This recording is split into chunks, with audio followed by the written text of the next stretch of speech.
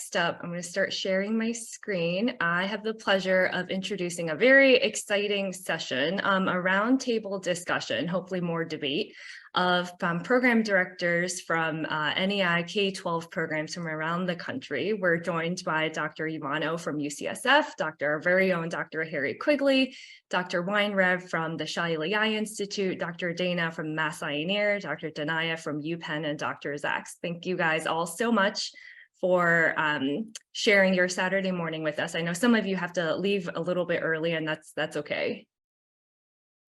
All right, wanted to start off and kick off the session by just opening it up to the panel. We heard a lot about the Wilmer, the structure of the Wilmer K12 program. I'd love to go around to the different panelists and have all of you all talk about the structure of the K12 program at your own institution, kind of what structure there is, or how applicants are selected and what structured components there are to it. Well, I'd like to thank the folks at Wilmer for setting this up. A lot of really valuable information for trainees and program directors here. At UPenn, the program is structured really very similarly to what you outlined at Hopkins. We have both patient-oriented research and basic research. We have a KL2 program that can complement the K12. People can get a master's in public health. We have a committee that evaluates applicants and gives feedback on a regular basis. So yeah, very, very similar. Good morning. I can go next. Reza Dana here. Thank you so much to all the friends at Johns Hopkins for this program. I was at Hopkins for many years, so it's a way of connecting with my prior home institution.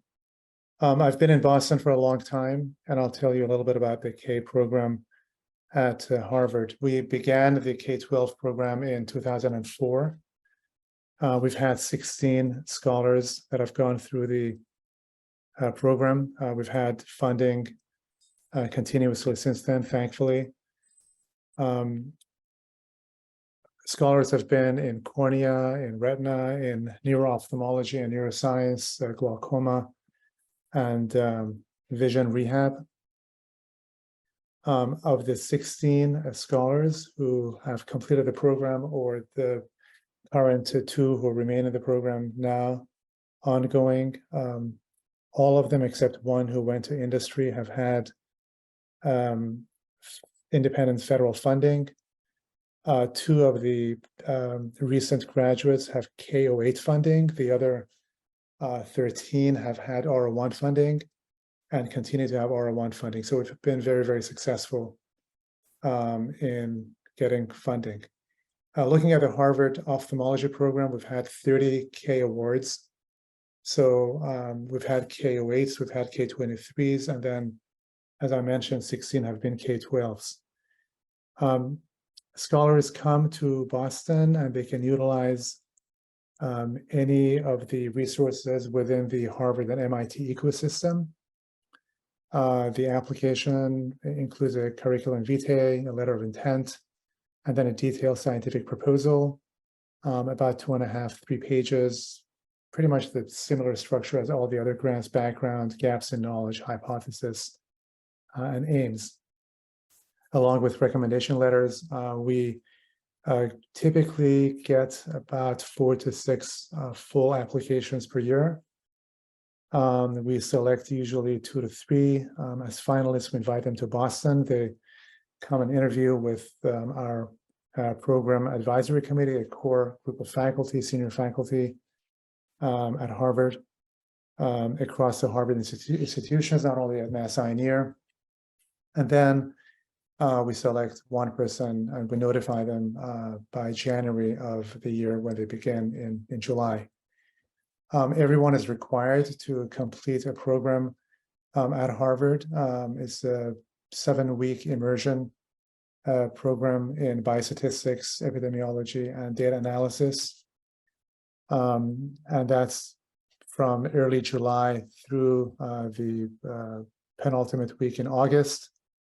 And then the faculty begin their full-time engagement in their new roles as faculty in September. So that seems to work really well. Anyone who's interested can go and just Google Harvard K12 or Harvard Ophthalmology K12 and get more information. Thank you. Fantastic. Dr. Weinreib, did you want to tell us a little bit about your program?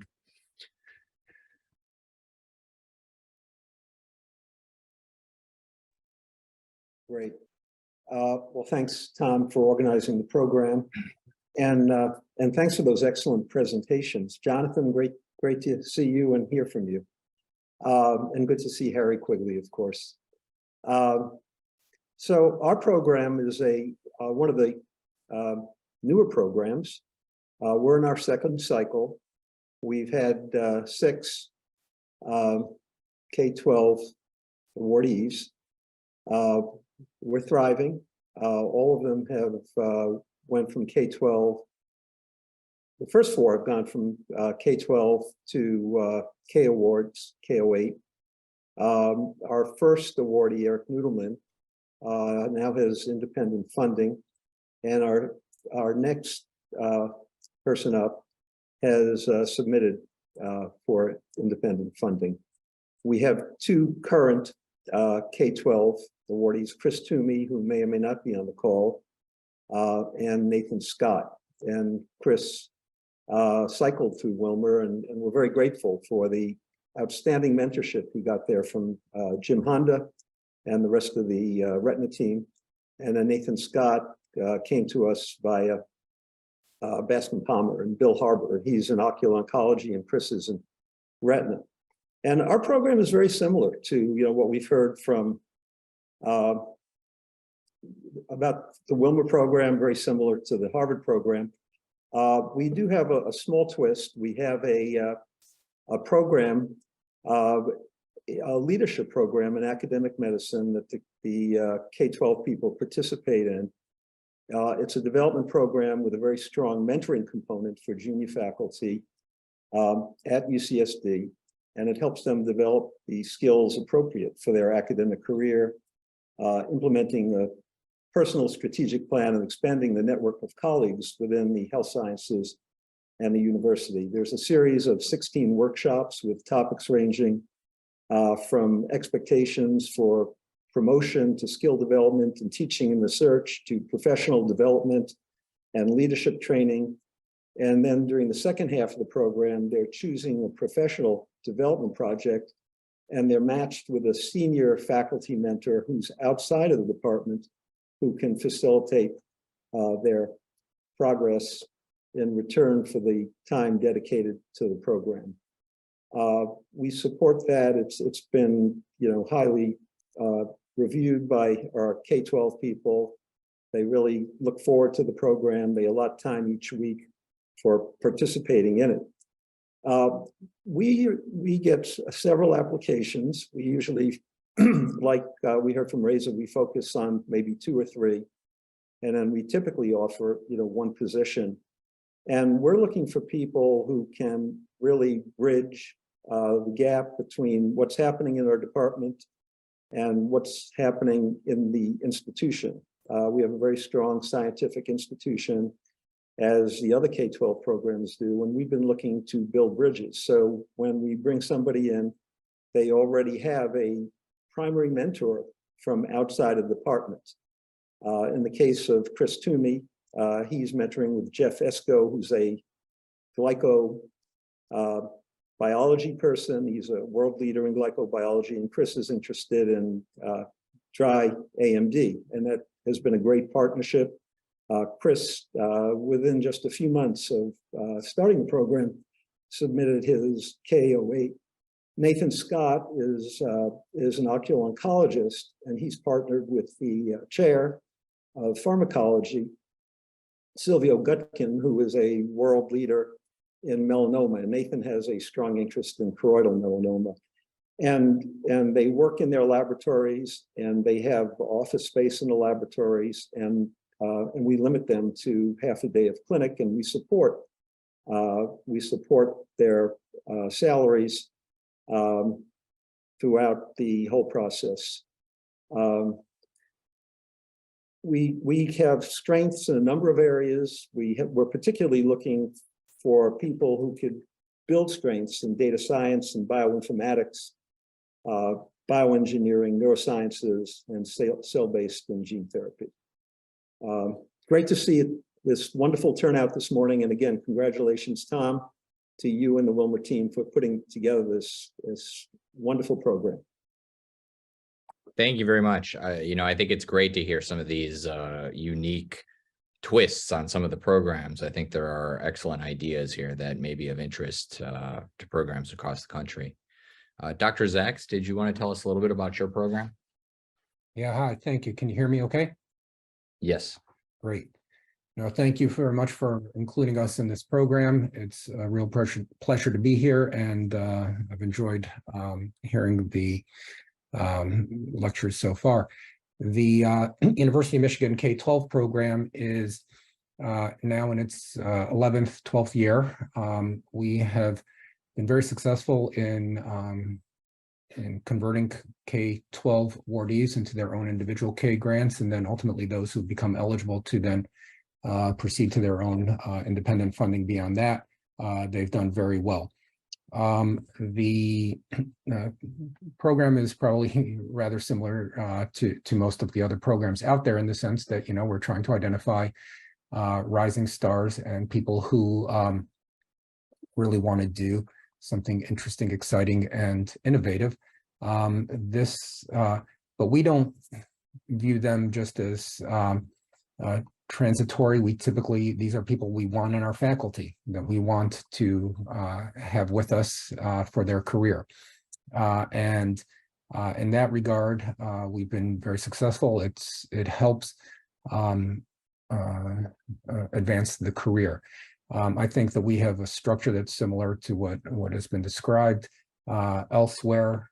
Lots of mentorship, lots of interdepartmental collaborations, and really setting up a team to set the candidate up for success. That's all. Nobody wants failure. That wastes everybody's time. We want to identify stars and nurture them. Appropriate feedback, working with them on these are resources within the department, and also, Michigan's a huge university. They've got lots of resources here. We have an R01 boot camp. We've got et cetera, all these kind of resources that really help you progress, and those resources continue throughout one's career. Funding is always going to be challenging and tough, but with these kind of teamwork efforts, it increases the probability greatly that people can transition into independent funding, and that's the spirit in which we view it, really, as collaborative, and making everybody successful. Thank you. Wonderful. Thank you very much. And Dr. O, did you want to tell us a little bit about your program? Yeah, thanks, Tom and Cindy, for organizing this. It's been really, as you said at the outset, I think a wonderful opportunity to share ideas and best practices. And our program is probably the youngest in the group. We just started in May 2020. Thus far, we've appointed 6 scholars, of which the 5 who are eligible have now transitioned to their individual Ks. And as has been mentioned by the previous speakers, the structure and the identification of scholars is somewhat similar. We also recruit both internal, external candidates. I think among the scholars that we've had, one thing that has been unique is we've had among our recent scholars, some who have been making career transitions. So those who have already been on faculty for some time and have wanted to switch more to the clinician scientist pathway and protect their time to develop that part of their career has been a recent outcome. One thing that also we do is we do have quarterly meetings where it's not just a work in progress meeting or check-in, but really a chance for us to address career development questions. We've talked about things such as how to set up a lab, how to take advantage of resources when you're first starting out, how to hire and identify good people. We've talked about how to set up best practices for setting up collaborations. we've obviously talked about preparing individual K applications and other grant opportunities. We're going to be doing a grant editing workshop upcoming in August. And I think, just as has mentioned by previous speakers, the university has plentiful resources. We also have a KL2 program. And so we try to tailor make or receive the feedback from the group about what would be most useful to them. And so I think that is advantageous when you are a smaller department within a larger university. You can really identify what are the missing areas of career development and clinician scientist pathway development. One of my other roles in the department is overseeing fellows. And so we have an early career development program that both residents and fellows attend. And that's another way for us to advertise the program and to talk about the clinician scientist pathway and the K12 program in that context. So I think I've highlighted some of the differences or additional aspects of our program, but otherwise, this has been really wonderful to learn about all the other programs as well. Thank you. Great. Well, thank you very much. I now want to open it up a little bit to just some general discussion amongst the group as a whole. If there's anyone that's not necessarily on the panel that has any questions you'd like to ask the panel, please feel free to either ask or put it in the chat. But I wanted to start with a question that relates to going back to the overall goal of why we're here today. And that's to try to come up with, share ideas and best practices that can really help promote the success of K awardees and prospective K applicants. I'm just wondering if the K12 PIs can discuss any tangible characteristics that they look for in applicants or among the awardees, characteristics that have been associated with high levels of success in the program, or any aspects of the program itself that you think are particularly valuable in helping the awardees maintain success, not only while in the program, but that might be predictive of future career success as a clinician scientist. That's a really good question. And I think there are a number of characteristics that predict success, but I'll just mention one that I think is very important, which is scientific curiosity. So the people who I have seen succeed to the greatest extent are the ones who love solving puzzles, whether it's basic science or clinical science. We all know that research can be slow, and one has to be perseverant and love the process and love the result, the outcome. So those who are exceptionally curious, I think, do very well. I think that's an exceptional question. It's a very complex one, Tom. And what answer can we give that doesn't state the obvious, right? In the sense that, once you become an ophthalmologist in a premier institution, already you've gone through so many filters that have already selected the bright and the curious and the driven and the focused and the, XYZ. So perhaps maybe we can talk about things that are relatively modifiable, because we can't change who we are. But I think just looking at over the years at people, not only here in Boston, but also nationally, who've been successful as clinician scientists, I think there are a couple of things. One is that they've all benefited from tremendous mentoring. And a mentor is really, really critical. And especially for someone in ophthalmology, in a department of ophthalmology, in a medical school, in a clinical department, ideally, you would like to get mentoring both for one's career as a clinician within the landscape of ophthalmology, but perhaps even more importantly, in that scientific discipline. It's really, really important to get solid, continuous oversight, critical, constructive oversight in that discipline. So I think that's really, really important. And I think the other thing is truly, which maybe is related to what Joshua just mentioned is really, I would call it just love for the science. In other words, we should not look for people who are only driven from a careerist perspective, right? It can't be about becoming famous or the quickest way to become a chair. It has to do with the love of science and the love of knowledge, because that's an element, I think, as Joshua was mentioning, that'll really permit continuous engagement over the long term. This is a marathon. It's not a dash to success. It's not just about getting your first R01. In fact, it's about getting that R01 funded, not as a new investigator, but as any other investigator. That's when things really begin to drop off in terms of success of clinician scientists. So it has to be someone who gets that mentoring and then can remain engaged because of their interest to make an impact in discovery and development. Thank you. Tom, if I understood your question, you were asking about what do you look for in potential applicants? And I think Josh hit, one of the really important things, intellectual curiosity.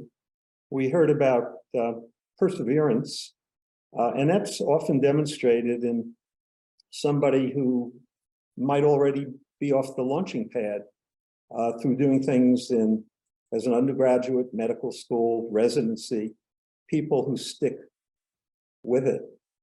And then people who really are looking for a career and not a short burst of research excitement, somebody who really is going to be dedicated to developing a career, not only as a clinician, but also as a scientist, because we are clinician scientists.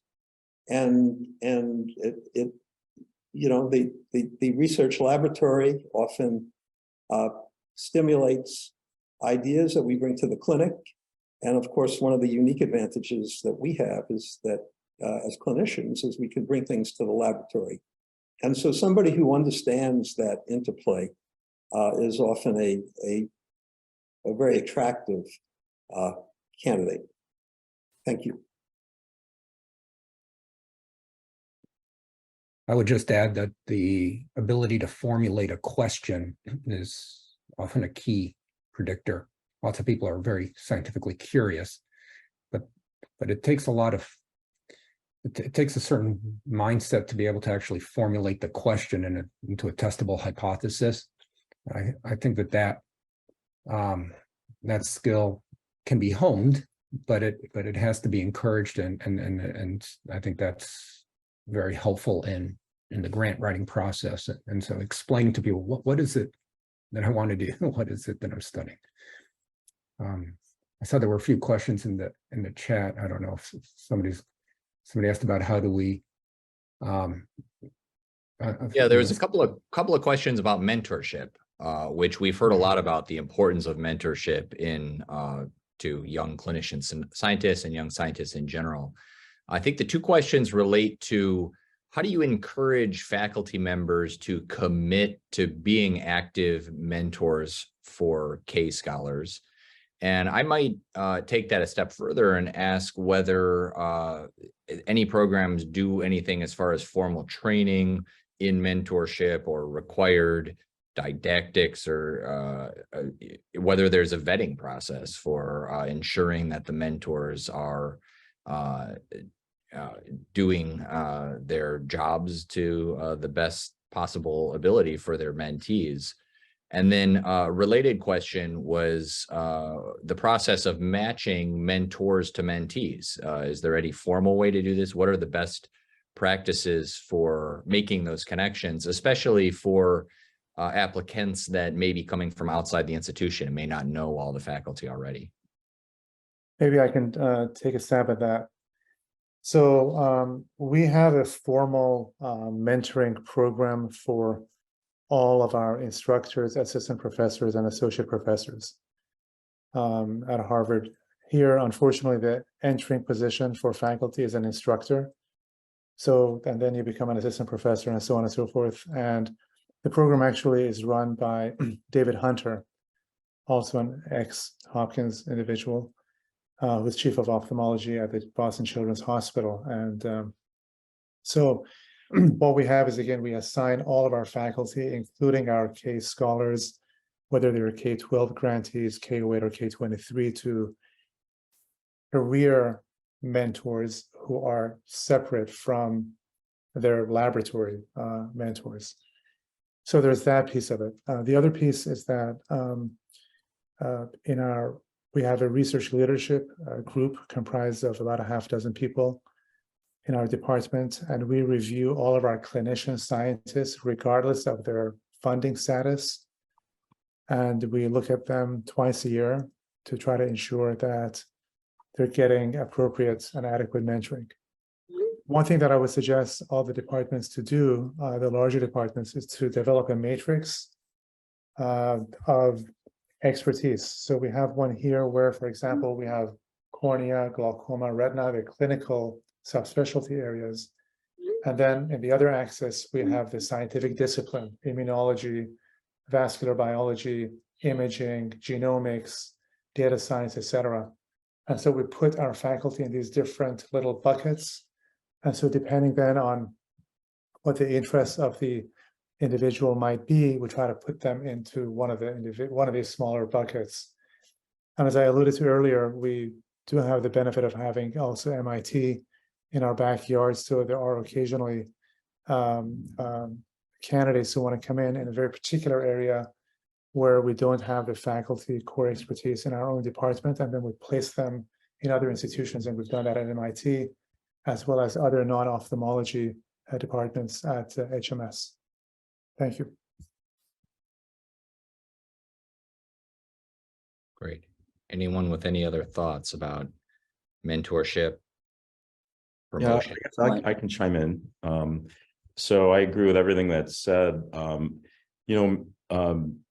As our world gets busier, it is hard to get mentorship. I think to be an effective mentor, one of the things that really helps is that the individual be well organized. So to be able to really be efficient in the things that you do, so that you don't fall behind, so that you do have enough time to do it.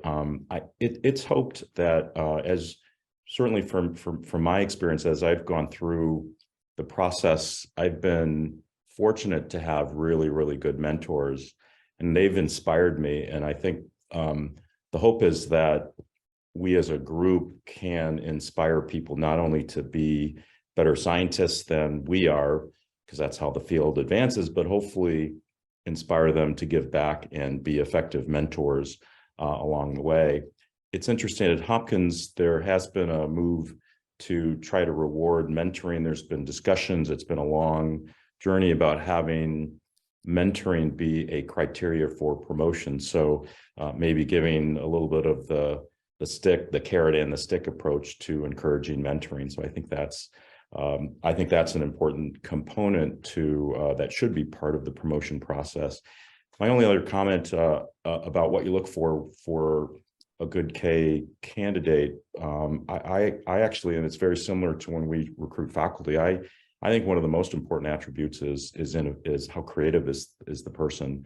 Can the person think outside the box? Because it's really having that imagination that's going to propel the grants to continue moving forward.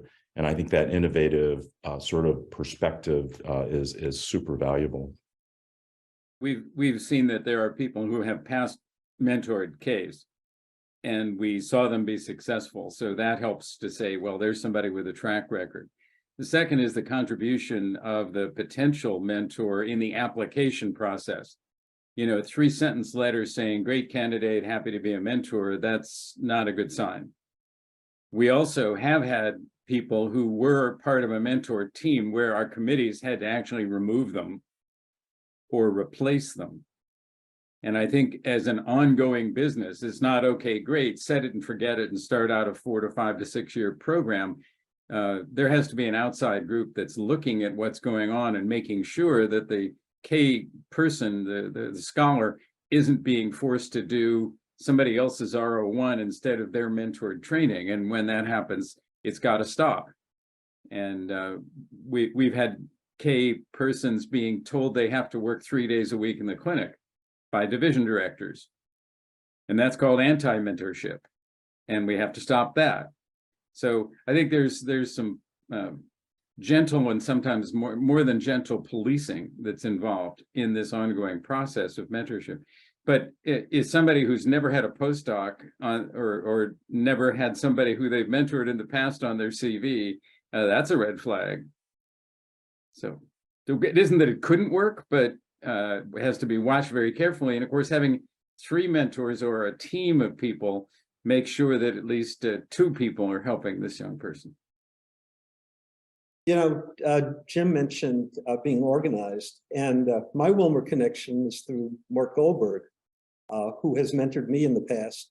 And one of my favorite Mort aphorisms is proper planning prevents poor performance.